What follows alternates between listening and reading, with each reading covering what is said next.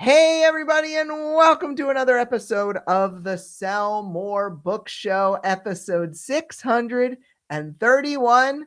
I'm Brian Cohen from the Author Ad Agency, coming to you live on Facebook, YouTube, Instagram, TikTok, possibly, all the places that you might find me, as well as in the recorded podcast edition of the show. So, I'm very, very excited. We've got some really interesting stuff to talk about related to Audible. I want to welcome everyone who is here live, from Leanna to Elle to Marcia or Marcia, Jen and Kevin. I also see JP, as well as some other folks coming in on Facebook here and there. So every week we talk about some new stuff. We ask some important questions to think about, and we really look at what does it take, both action-wise and mentally, to sell more books. Our sponsor, as per usual, is the Author Ad Agency. I am so delighted that we get to welcome new clients every single week. Ideally, folks, making over $6,000 a month or more in royalties. And it can be hard. It can be a little scary to spend money. It can be really, really scary to scale up by spending money. But, we've talked about this with the ad challenge. We've talked about this in our courses like Ad School. Yay, it's me, Amanda. It's me, Amanda Lee is here. I'm glad you're here. Thank you. But it can be really hard to scale up with spending, because there's a psychological component to it as well. It's not just about spending the money and trying to get a return on investment. It is about, oh my gosh, Amazon is taking my money. But something one of our clients recently brought up is the idea that when you are spending money on Amazon, it is not Amazon taking your money. It is not Amazon spending your money for you. It is an investment. You are investing in marketing, just like you would with PR, just like you would with getting a new cover. It is an investment in your book or books' futures. And we love helping authors who are at that position to move to the next level to have success. So as a reminder, if you know someone who is in the position to work with the Author Ad Agency and you refer them and then they sign up, you actually get a $500 commission. So remember, if you're not ready for the Author Ad Agency, you might know someone who is. Just send them our way. Brian, Bryan, at sellingforauthors.com. So folks working on stuff here. Leanna is working on not procrastinating, trying to write consistently every day to get book 3 done. You can do it, Leanna. You can do it. There's Justin. Justin says, hey, Brian, happy Sell More Books Tuesday. I love that. Let's make it a thing. Sell More Books Tuesday. And then when the podcast comes out, it can just be Sell More Books Wednesday. We can just sell more books all the time. And I just saw Rocket come up here. Rocket, who's been around since the beginnings of the Sell More Books show, wandering around, seeing what is going on upstairs. Question from a couple weeks ago. What is one thing you've done or that you can do to help you recover when you are experiencing the pangs of potential burnout? I love getting to hear people's thoughts here. William Clark says, watch an old film based on wealth, crime, and comedy. I like that. Helena Hattery said, I make it a point to move more, dance, Tai Chi, walks, physical therapy, exercises. Burnout for me comes from overwhelm and my number 2 achiever, cracking the whip. Been there, Helena. Movement allows me to unwind, she says. Guys, do what Helena says. She's a smart lady. She actually works with Best Page Forward. And I highly, highly recommend you move your body. If there is a thing you used to do to move your body that you don't do anymore, there's nothing wrong with going back to what you know works. Bethany Tucker said, 1, clear off tasks that are nice to have but not central to the goal. 2, put some good books in my reading app and curl up with it even if it feels like I can't. I'll be better after checking out, probably more efficient as well. And 3, reduce social media, slightly isolate overall, or make sure I'm only checking in on fun things like K-pop dance videos. You cannot go wrong with some K-pop dance videos. Love all these recommendations. Guys, you can always answer the question of the week over at the Sell More Book Show website or at the Sell More Book Show After Party Facebook group. Okay, we've got a top story of the week related to Audible. Everybody in the pool. Amazon's new royalty model for audiobook creators is rolling out to everyone, according to ACX, Audible, and Publishers Weekly. Last week, Amazon started testing a new royalty model for audiobook creators, and this year, they're putting it into place for everyone. Quote, ACX just announced that the legacy model will be discontinued at the end of this year, wrote Jane Friedman in the Bottom Line newsletter. For many, this is good news. The long-existing legacy ACX payment model does not pay royalties for books that were listened to as part of the Audible Plus program or the All-You-Can-Listen program. The new payment model will pay for that. While All-You-Can-Listen is something of a Kindle Unlimited for audiobooks, it has no exclusivity requirement, so creators are free to distribute their audiobooks to other stores in addition to Amazon and Audible. Additional benefits of switching to the new model are higher royalty rates for cash purchases, more international distribution, access to more sales data and reporting, and the long requested ability to include suggested pricing for your audiobooks. You have until the end of the year to enroll in the new system or discontinue distribution. But ACX encourages you to switch now to start earning higher royalty rates and to take advantage of new revenue opportunities in the new system. For details, rockets down here, for details of the new royalties program, including how payments will be calculated, check out the links in our show notes. When a company wants you to opt into something quickly, there are usually two key reasons. There's usually two key reasons. One is for legality. There is something wishy-washy about the previous contract, and they want you to opt in so that it covers their butts. It has nothing to do with you on that legal side. It has everything to do with them. And so, as I move this crinkly thing out of my pocket. So that's one thing that could be happening here. It is very possible that there is something weird, something fishy with the old ACX contract, and they need to cover their butts while there is a legal loophole. Second thing here, and this is all speculation. There is an increase in royalties in this contract. The change is putting you up from 20% for non-exclusive Audible sales to 30% in non-exclusive Audible sales, and going from 40% in exclusive, if you're exclusive to ACX, to 50% exclusive if you are in ACX. Why is Audible increasing the percentages? Why is Audible increasing the percentages? It's a really good question. Could this be that they are trying to compete?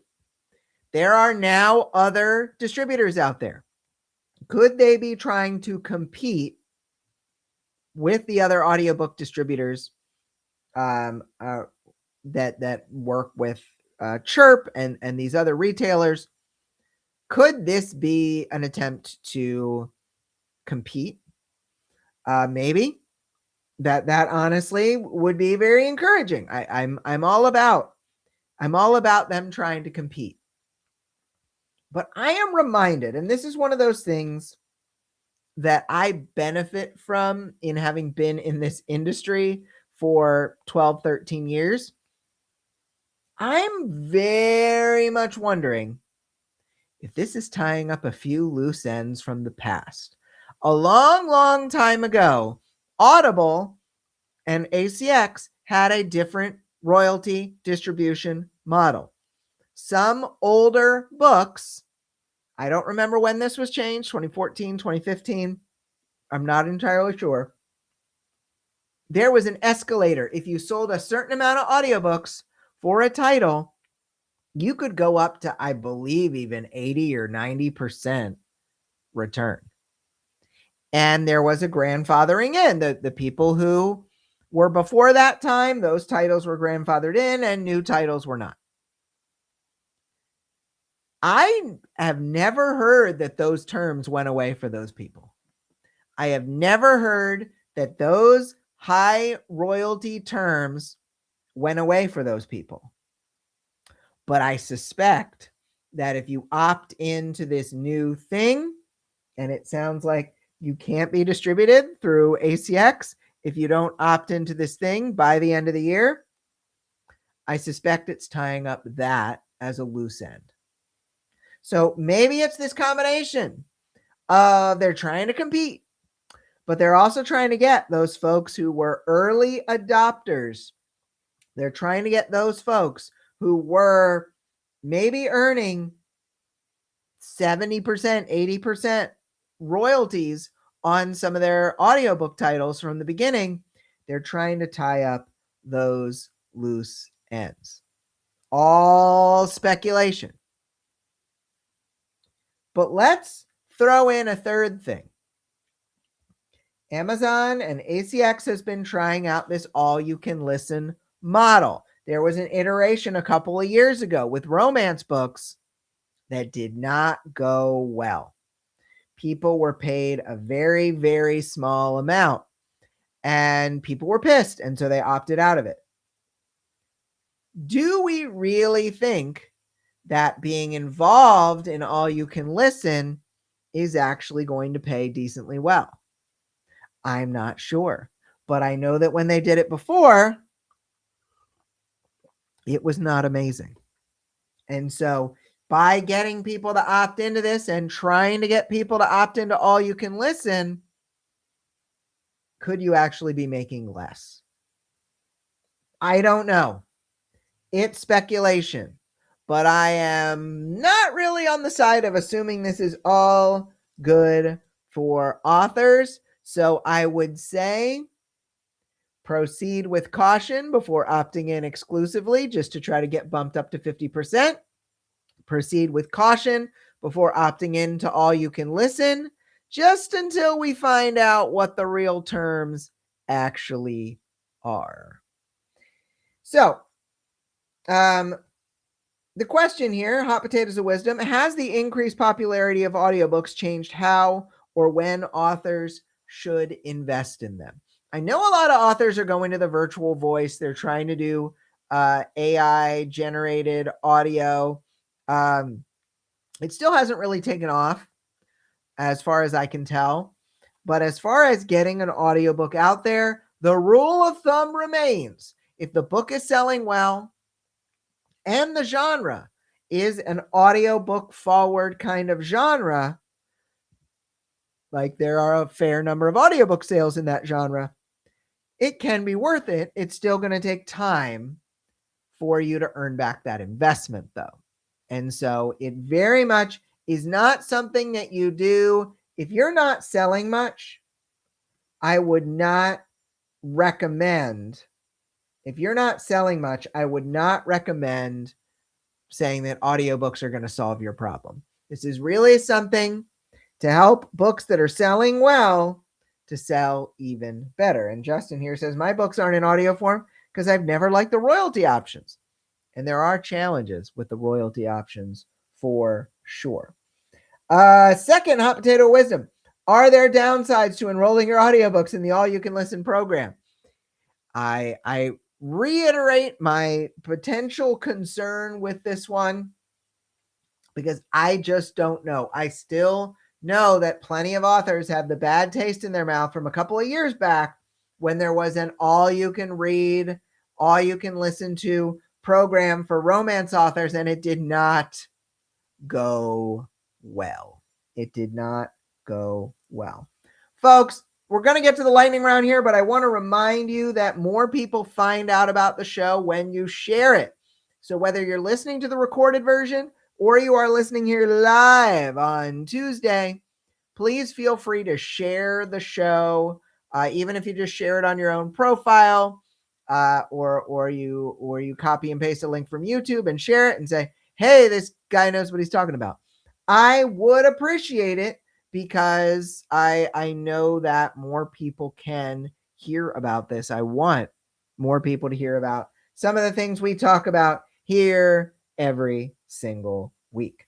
We're getting to the lightning round. So, first question of the lightning round. What is one starving artist habit you're still clinging to? Undercharging, over discounting, saying yes to every podcast or freebie that's actively repelling the income level you say you want. And so I'm going to answer this generally for everyone. So, starving artist habits. What are some of the starving artist habits that folks stick to? I see a lot of people still undercharging. I see a lot of people still undercharging for their books. And I know this is something that Scarlett with the Groundbreakers team is regularly seeing. If you are stuck at this desire to have 99 cents or $1.99 for your book, chances are you are leaving money on the table, especially when it comes to advertising. Because here's the thing, y'all. Readers do put a certain value on books. And if they see that a book is 99 cents, they might think it is worse than a book that is $4.99. And generally, we have seen in past anecdotal observations that there is not a ton of conversion difference between $2.99 and $4.99, but you could be leaving $1.50 on the table per sale by charging $2.99 instead of $4.99. Also, we have found, especially in the author ad agency, that when you have higher prices, you are more likely to get a return. Keep all of this in mind. That is definitely a limiting belief that you have to charge a low amount for things. Second one, what would your business look like if you trusted that slowing down wouldn't cost you momentum? That the right readers, sales, and opportunities aren't going anywhere just because you took the weekend off? I love this question. So, how would your author business look if you weren't rushing around all the time? If you weren't desperately trying to finish the next book? If you weren't going from thing to thing to thing like a chicken with your head cut off? How would things look? Well, personally, I have been slowing down. I have been doing less. I have been handing more off. I have been saying no to more things. And the money has not stopped. And it's very, very possible that it is another limiting belief you might have, that you have to hustle. You have to hustle all the time. You have to push all the time. And if you don't push all the time, you are going to lose. And you are going to lose momentum. But if you hustle all the time, you also have a higher chance of burning out. And we do not want burning out. How many of you out there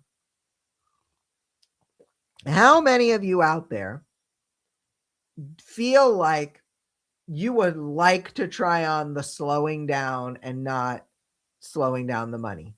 Slowing down your to-dos, slowing down the effort you're putting out there, but without slowing down the money. How would you feel? Tell me, those of you who are alive, I would love to hear what you have to say about that. But in general, I want you to think about this. Is it possible that I could slow down with the income staying the same or going up? Third question.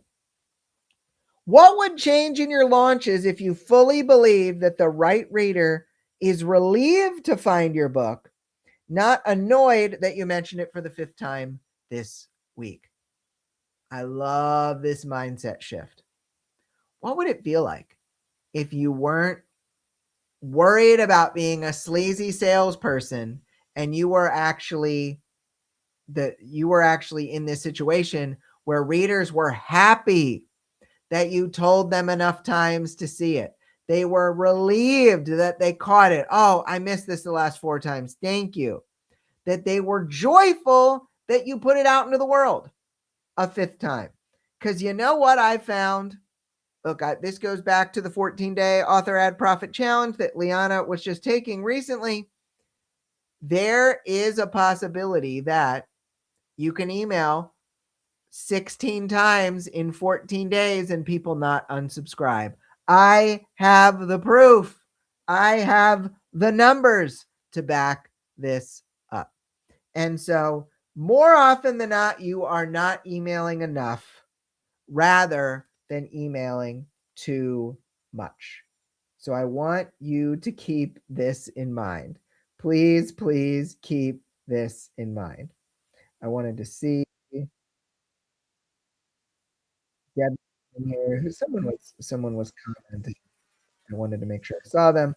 Whatever. I didn't see. Don't worry. But I see you, Debbie. You were in here. I see Rosina as well. Awesome. So hopefully that mindset idea is an interesting one for you to consider. I like this. Okay. Picture the version of you who has already sold 10,000 plus copies. How does she talk about her book at a dinner party? How does she write a sales email or respond to a refund request differently than you do now? What's the next step you can do and take for her? I like this. Let's think about this. Let's close our eyes and put ourselves in this mindset. Think about it. I am an author who has sold 10,000 plus copies of one of my books. What does that even look like? How do you feel? What is your day to day? How is your day to day different? What is, something that you are now striving for? What is the next goal? What generally, a lot of the authors I meet who've sold tens of thousands of books, they aren't that different than the authors who've sold 50. They've gotten a couple of key things that got them to that next level. And I honestly think that one of those key things has to do with picturing it in a certain way, picturing it, thinking about it, visualizing it until it happens, and following some of the forward. And I think that that is not a bad way to be. Things are created twice according to Plato. You create it in the mind, you create it in the world. There's nothing wrong with trying to create it in your mind. Last one, tactical question. How are you currently using your backlist to sell your front list? Bundle pricing, series starter, perma end of book calls to action, funnel cross promos. Which I love this question.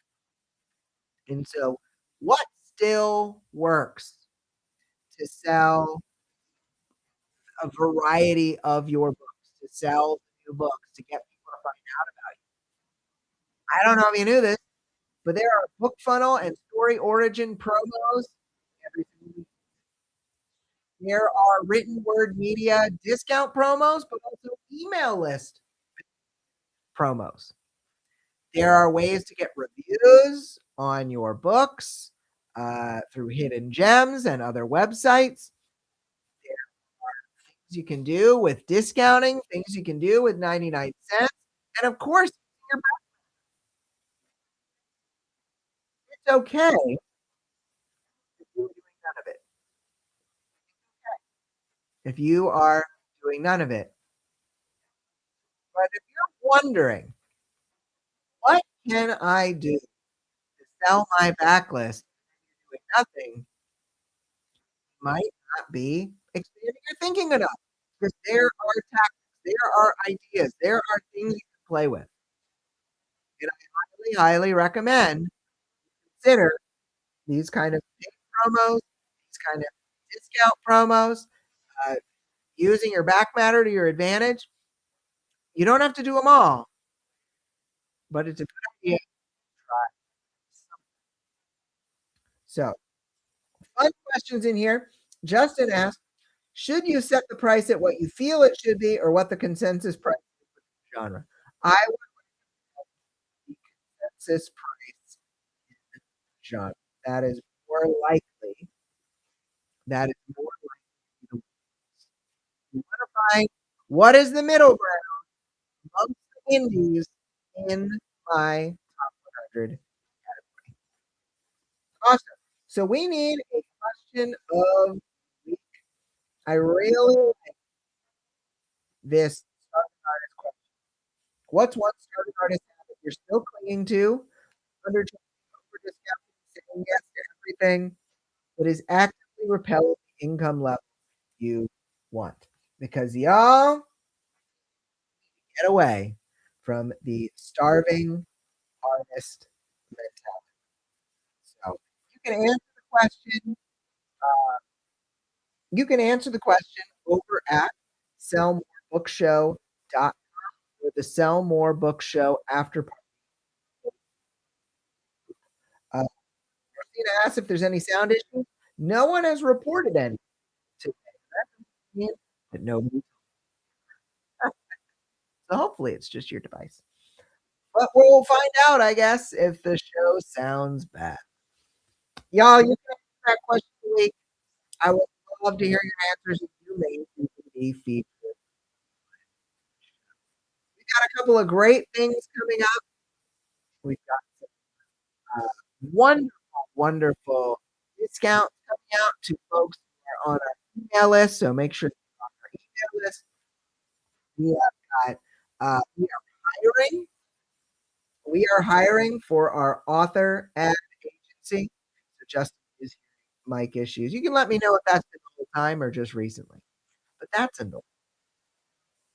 So it's on YouTube. And well, these things happen.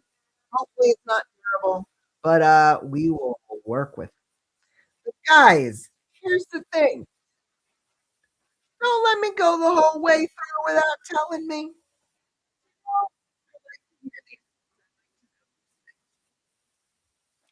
But next time, so we are hiring for our author ad agency.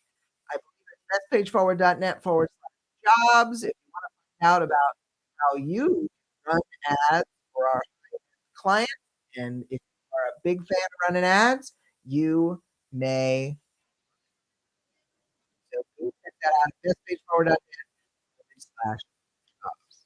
Awesome. Well, thank you guys so, so, so much. I hope you enjoyed the episode, whether or not the sound was functional. Hopefully, at least on the where I'm recording it, it was. But we will, yes, that's all we can do. But thank you so much for watching today. We'll be back next week with another episode, of course.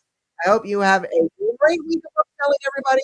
And we'll be back next with episode 632. Take care. Bye bye.